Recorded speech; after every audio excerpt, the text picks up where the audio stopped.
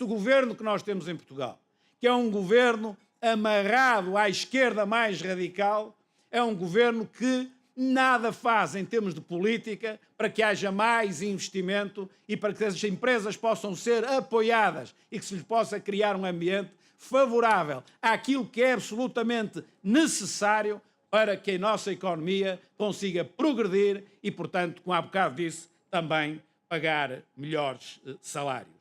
Que o discurso do milagre económico é uma aldrabice política. Eles não fizeram rigorosamente nada por isso. Por isso, aquilo que nós agora estamos a viver era evidente que ia acontecer. Mais dia, menos dia, ficava à nu que o discurso não fazia qualquer sentido. O Ministro das Finanças, na prática, vem dizer que todo o discurso do Governo de que nós tivemos um milagre económico, que a economia está fantástica, que nada disto agora tem a ver com o que foi o passado, que a austeridade acabou. A entrevista do Ministro das Finanças está a dizer que nada disso é verdade. Portanto, o Primeiro-Ministro no outro dia disse que o PS não é a carochinha. E eu acho que ele tem razão. O PS é muito mais a cigarra. A nossa economia tem de crescer pelas exportações e pelo investimento. O investimento está a crescer menos e as exportações estão a crescer menos que as importações. Eu, se fosse Primeiro-Ministro, ou quando for Primeiro-Ministro, consoante o português queira utilizar, nunca porei em causa o equilíbrio orçamental português e farei tudo para que a dívida pública se reduza. Ponto 1. Isto está de acordo com o Ministro das Finanças. Com os professores, o Governo prometeu. Se prometeu, deveria cumprir. Só que não pode cumprir. E, portanto, se não pode cumprir, e já sabia de antemão que não podia cumprir, nunca se podia ter comprometido com aquilo que sabia de antemão que não era possível fazer. O Governo, quando promete, quando inscreve no orçamento uma norma que lá está justamente para conseguir a aprovação do orçamento pelo Bloco de Esquerda e o PCP, tem de saber exatamente aquilo a que se está a comprometer para ter o orçamento viabilizado, para depois, enfim, poder honrar a sua palavra e não ser mais um passo, nos muitos passos que têm sido dados relativamente aos professores, de uma certa, eu não vou dizer afronta, que é uma palavra muito forte, mas pelo menos alguma desconsideração pela classe profissional, que naturalmente...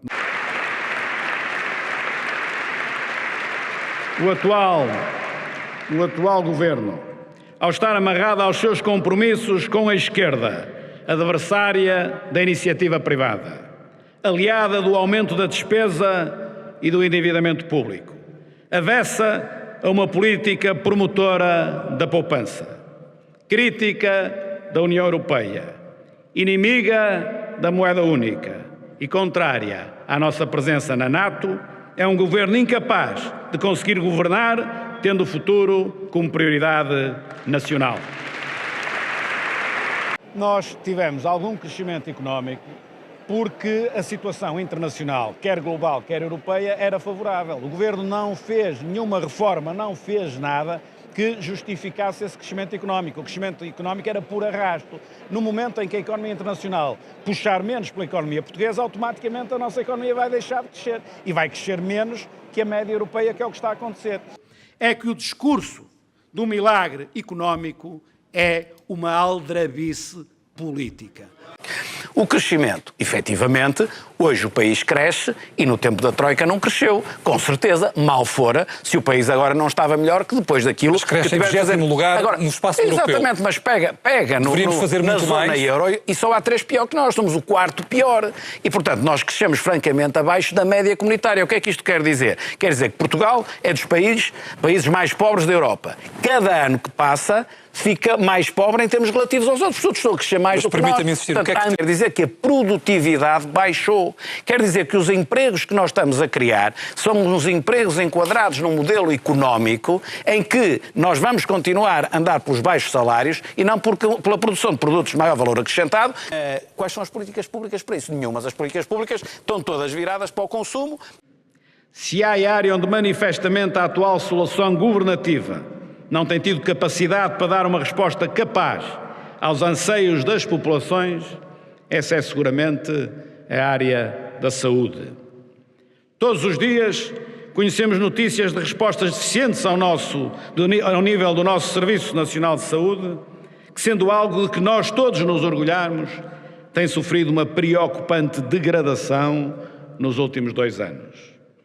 Urgências caóticas, serviços de internamento permanentemente sobrelotados, falta de recursos humanos, desertificação de médicos no interior do país, déficit de investimento, deficiente manutenção dos equipamentos, atrasos nos serviços de emergência médica e cativações cegas são exemplos claros da deterioração a que o atual Governo tem conduzido o SNS. A saúde precisa de mais recursos, é certo, mas acima de tudo precisa de uma melhor gestão. É claro que o Ministério da Saúde não tem estado capaz de gerir os meios que tem à sua disposição, portanto a produtividade é muito baixa, em prejuízo das populações. Quiseram fazer um brilharete passando das 48 horas para as 35. E é efetivamente um problema grave que o país tem, independentemente da componente estrutural que tem de ser resolvida, há, nestes últimos 2 anos, uma notória degradação dos serviços que se estão a prestar às populações em termos de saúde. Porque é notório que na saúde há muito investimento que é preciso ser feito. Agora, não é só o investimento. Nós, se fizermos um melhor planeamento, se nós fizermos uma melhor gestão, se nós tivermos mais racionalidade naquilo que é o orçamento que neste momento está disponível para a saúde, nós conseguimos fazer bastante mais com o mesmo dinheiro, até mais com menos. Na saúde praticamente nada melhorou, na saúde praticamente tudo piorou. As listas de espera são muito maiores, o investimento é muito menor, a manutenção dos equipamentos não se faz, a falta de médicos no interior é patente, a falta de enfermeiros também, a falta de auxiliares também, estão equipamentos parados por falta de recursos humanos e, portanto, tudo está pior na saúde. Ou o governo muda e a saúde passa a ficar melhor, as coisas passam a melhorar em vez de piorar, ou então é ao contrário. Temos de mudar de governo para poder melhorar a saúde. Que o digam os portugueses que todos os dias enfrentam os estrangulamentos do Serviço Nacional de Saúde, seja nas consultas de rotina nos centros de saúde, nos exames de diagnóstico, nas urgências ou nos internamentos hospitalares. Das visitas e das reuniões que fizemos, só uma conclusão se pode tirar. Por este caminho, o Serviço Nacional de Saúde poderá entrar em colapso se não mudarmos rapidamente de rumo. Que é realmente o ponto mais frágil do Governo, que é a saúde. Onde o Governo mais tem falhado é efetivamente na saúde. O Estado está a cumprir a Constituição? O Estado está a oferecer o acesso a todos de forma tendencialmente gratuita? Ou o Estado, ele próprio, não está a cumprir a Constituição da República? O problema é muito mais largo que isso. E, portanto, aquilo que o PSD tem a obrigação de propor é, naturalmente, um paradigma diferente. Uma reforma estrutural do Serviço Nacional de Saúde. E a reforma que nós queremos propor só tem um objetivo. Tem mais nenhum. Só tem um objetivo. É que o Estado cumpra a Constituição da República. Mas com este Governo, o Serviço Nacional de Saúde tem piorado. Não tem ficado na mesma, nem tem melhorado. Tem piorado. As listas de espera para uma cirurgia têm mais de 200 mil pessoas. A lista de espera para consultas tem pessoas à espera há mais de um ano. E quando eu digo há mais de um ano, eu sou muito prudente, porque os dados que me dão é bem mais de um ano, é muito mais. Eu digo há mais de um ano, que é para não correr o risco de dizerem que exagero. As condições das urgências estão cada vez pior, não só para os doentes, nós não nos podemos esquecer, não é só dos doentes, os doentes e os profissionais. Portanto, quando as urgências se degradam, o problema não é só os doentes, são os próprios profissionais que não têm as condições de trabalho exatas que devem ter para efeitos do Serviço Nacional de Saúde. Nós temos mais de 700 mil cidadãos que não têm médico de família. Isto é mau para todos, mas é particularmente mau para quem não tem dinheiro para fazer um seguro de saúde. E, portanto, um governo, dos governos mais à esquerda que tivemos depois do 25 de Abril, pelo menos nos constitucionais, o governo mais à esquerda que nós tivemos desde o 25 de Abril, é um governo que enche a boca com o social, mas numa matéria tão importante do ponto de vista social, que é a saúde das pessoas, não só não consegue responder, como agrava a situação para essas mesmas pessoas. Para não falar no desperdício em termos de gestão, que é cada vez pior. Para não falar na falta de investimento. Para não falar na falta de manutenção dos equipamentos e do próprio edificado.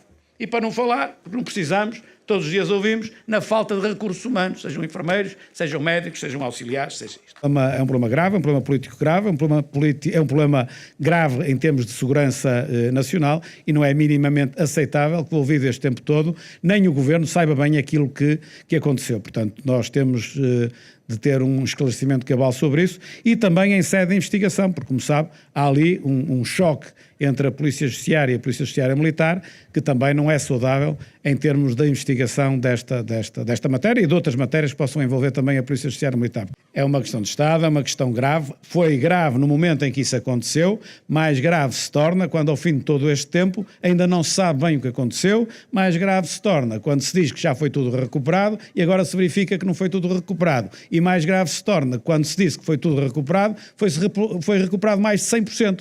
Aquilo que eu extraio do que foi lá dito, fundamentalmente não há nenhuma ideia nova para o país e que naturalmente não estamos no país das maravilhas nem coisa que se pareça. Há problemas graves no Serviço Nacional de Saúde, como todos nós sabemos.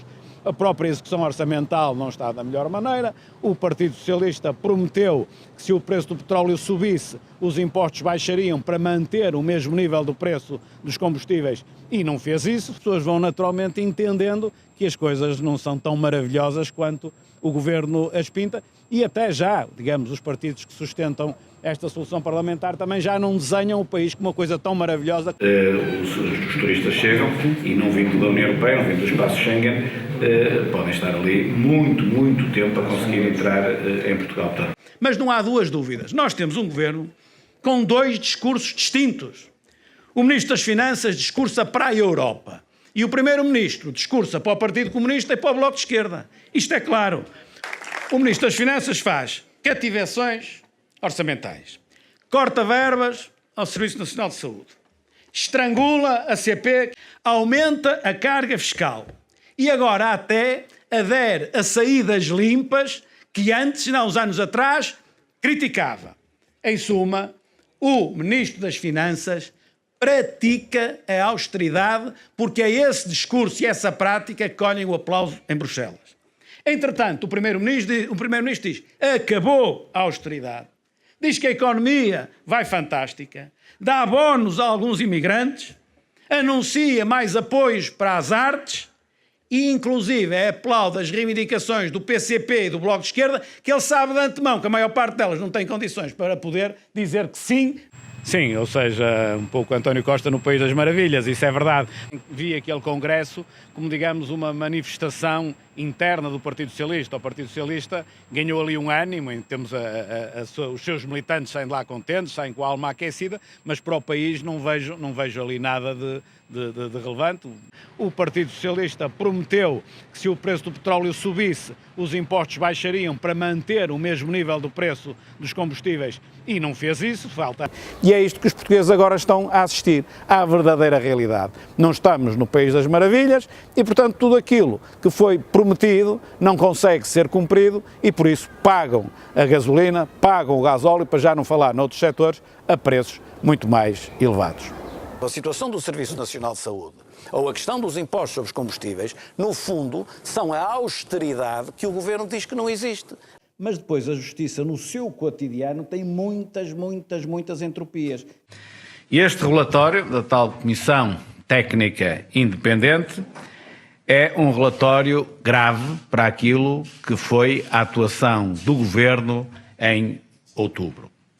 Grave, desde logo, porque o Governo tinha a experiência de junho, tinha a experiência de Pedrógão, que não correu mal, correu muito mal, e mesmo assim o Governo não emendou as coisas de forma a que fosse possível não evitar aquilo que foi a tragédia depois de outubro. não foram disponibilizados os meios necessários, nem os meios solicitados, que serão, naturalmente, aqueles que eram necessários. E, mais uma vez, segundo o relatório, as comunicações voltaram a falhar. Como acho que está patente nestas poucas semanas em que sou presidente do PSD, e também já estava patente antes, pela minha maneira de atuar, eu não faço demagogia, nem procuro tirar dividendos políticos exagerados para lá daquilo que são o normal e o equilíbrio dos fatores. E, portanto, não critico o Governo por tudo e por nada, e quando é necessário, e na defesa de Portugal, até o apoio. Só que este ponto é um ponto muito sério, morreu muita gente, e podíamos e devíamos ter aprendido mais qualquer coisa com aquilo que aconteceu em Pedrógão no mês de junho. E, portanto, têm de ser apuradas as responsabilidades políticas. O Governo foi avisado, 4, 5 ou 6 dias antes dos incêndios de outubro, foi avisado do perigo. O Governo tinha a experiência de Pedrógão. No entanto, de Pedrógão, portanto, de junho para outubro, nada melhorou. Temos neste momento problemas de preparação com o verão, ou com a nova época de incêndios, assim se pode dizer. A limpeza das matas é deficiente, como todos vimos. Foram lá alguns governantes ajudar a limpar, mas não deve ter tido grande influência à escala nacional. Há falhas na contratação de meios. Há clara ausência de planeamento por aquilo que nós vamos ouvindo das entidades envolvidas. E há falhas e, acima de tudo, injustiças no apoio às vítimas. Na deslocação que fizemos, eu ouvi uma coisa que realmente é quase impossível de entender.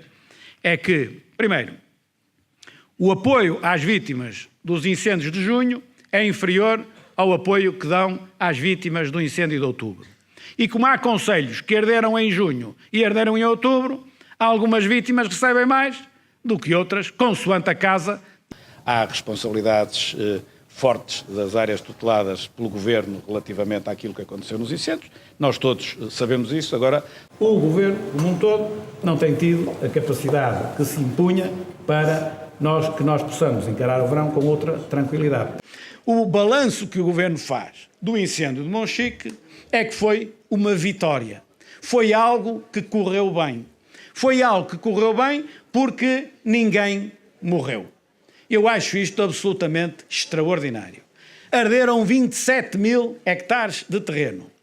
O Governo e as instituições que estão sob a responsabilidade do Governo não tiveram a capacidade de coordenação de tantos meios de molde a fazer travar o incêndio a tempo e horas. Poupar as vidas humanas é o mais importante. Não é importante, é o mais importante. Mas ficar contente só com isso é pouquinho. Aquilo que o Governo fez foi aumentar a carga fiscal, isso é inequívoco. Os portugueses não sentem diretamente, porque não é nos impostos diretos, não tiram do seu salário, mas quando vão pagar a gasolina, por exemplo, estão a pagar muito mais do que aquilo que pagavam antes. Agroeconómico, nem há uma economia florescente.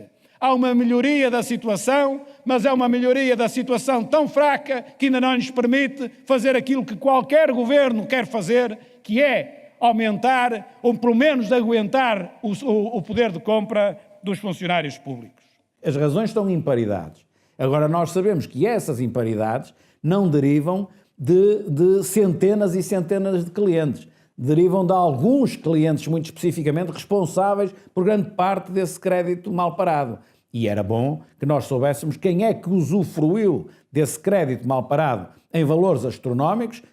Ora, quem dá à Caixa Geral de Depósitos 4 mil milhões de euros e não pode, naturalmente, por força deste esforço que fez, não consegue fazer a atualização salarial, e não estou com isto a imputar diretamente a responsabilidade ao Governo por aquilo que se passa na banca, porque não quero fazer demagogia, mas há uma coisa que o Governo e a esquerda insistem em não dizer, e disso é que nós não devemos abdicar.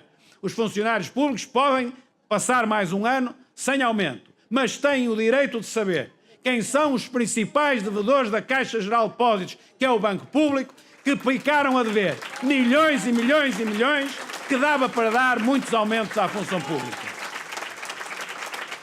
O governo da esquerda, das esquerdas, mais à esquerda, é impossível, é um governo que também protege o grande capital, como eles assim costumam dizer. Porque quando nós pedimos para conhecer os 50 maiores responsáveis pelas imparidades da Caixa Geral de Depósitos, é o próprio Bloco de Esquerda e Partido Comunista que não deixa que se conheça. E reverte-se, subverte-se e lança-se instabilidade nas escolas só porque se teima que tudo tem de mudar.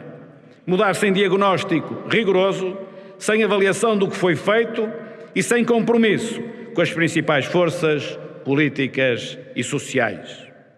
Alteram-se as regras que o ano letivo a decorrer. Legisla-se em julho e agosto para aplicar em setembro. Acaba-se com os exames de final de ciclo, substituindo-os por provas cujos resultados para nada servem. Fazem-se alterações no currículo escolar à medida de interesses corporativos sem legitimidade democrática e sem qualquer processo de reflexão ou discussão alargada.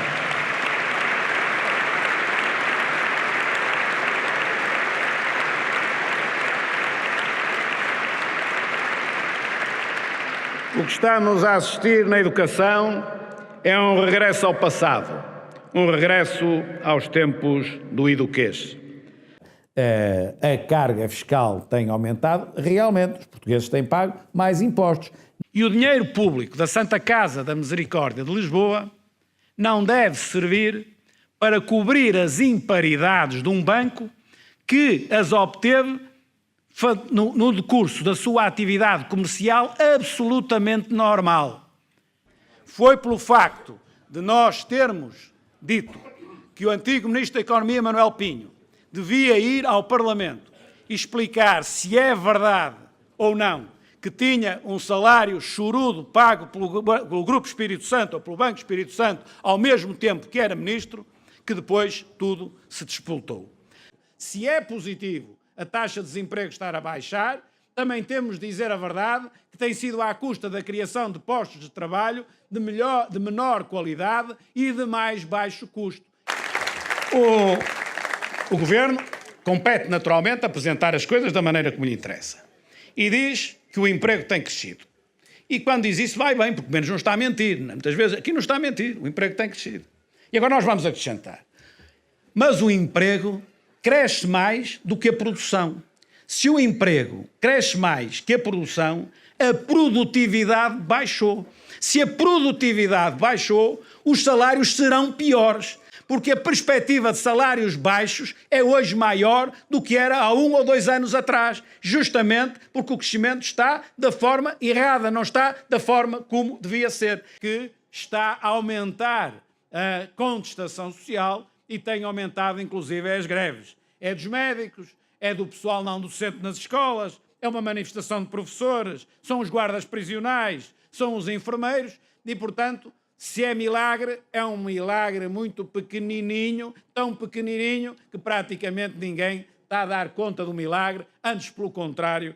A verdade é que atualmente continuam a emigrar cerca de 100 mil portugueses por ano. Não há notícia disso, mas eles imigram da mesma forma. Ou seja, as condições que foram criadas, as condições que este governo criou, com uma situação económica muito superior àquela que existia há 3, 4, 5 anos atrás, não teve efeitos práticos, ou teve poucos efeitos práticos, mas este governo, nesta matéria, tem resposta zero. Portanto, há um vazio completo relativamente a este problema, ao problema demográfico, ao problema da taxa de natalidade, apoio à maternidade. Há, digamos, soluções zero. E, portanto...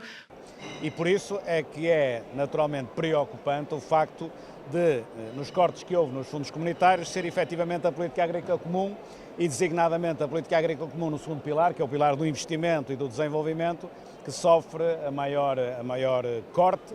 O Governo não fez nenhuma reforma, não fez nada que justificasse esse crescimento económico. O país não tinha condições, a administração pública não tinha condições para passar das 40 para as 35 horas.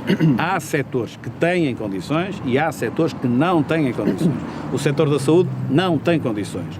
O Governo assumiu esse compromisso com o Bloco de Esquerda e o PCP para assim conseguir fazer a coligação parlamentar que fez. E, portanto, um objetivo de natureza político-partidária que vem agora em prejuízo das populações e dos próprios profissionais. Eu tenho vindo a repetir uma data de vezes digamos, esta cedência ou esta negociação que o Partido Socialista teve de fazer com o Bloco de Esquerda e com o PC da redução das 40 horas para as 35 horas, o país ia pagar um preço brutal com isso, e é o que nós estamos a ver, é de uma irresponsabilidade total nós fazermos esta redução, querermos ser simpáticos, mas não temos condições para isso. Se desvirtuarem isso no Parlamento, logo veremos as alterações que são feitas e se o acordo se mantém, enfim, no mesmo espírito ou se é desvirtuado. Que não há qualquer possibilidade nesta legislatura de fazer uma reforma da Segurança Social, porque, primeiro, o atual Ministro acha que ela não é necessária, que aquilo que ele fez já é suficiente, e, por outro lado, estão muito amarrados ao Partido Comunista e ao Bloco de Esquerda, que também não querem fazer qualquer reforma. Quer dizer que os empregos que nós estamos a criar são uns empregos enquadrados num modelo económico em que nós vamos continuar a andar pelos baixos salários e não pela produção de produtos de maior valor acrescentado que permitem o pagamento de maiores salários. Não vai ser seguramente um orçamento de Estado que tenha isso em linha de conta, vai ser muito mais um orçamento de Estado que vai procurar acomodar reivindicações do Bloco de Esquerda e do PCP, e vai aparecer ali um conjunto de reivindicações que dá para passar o orçamento, provavelmente com os indicadores em termos de déficit adequados, isso espero bem que sim, mas não exatamente como tendo como principal preocupação a economia, mas tendo como principal preocupação não saírem todos mal e arranjarem forma de aprovar um orçamento. Só conseguimos alterar isto com outra solução política, porque isto carece de reformas estruturais, e essas reformas estruturais, no sentido que devem ser feitas, elas não são feitas em sentido nenhum, mas no sentido que devem ser feitas, precisam de uma solução política diferente daquela que agora temos no Parlamento,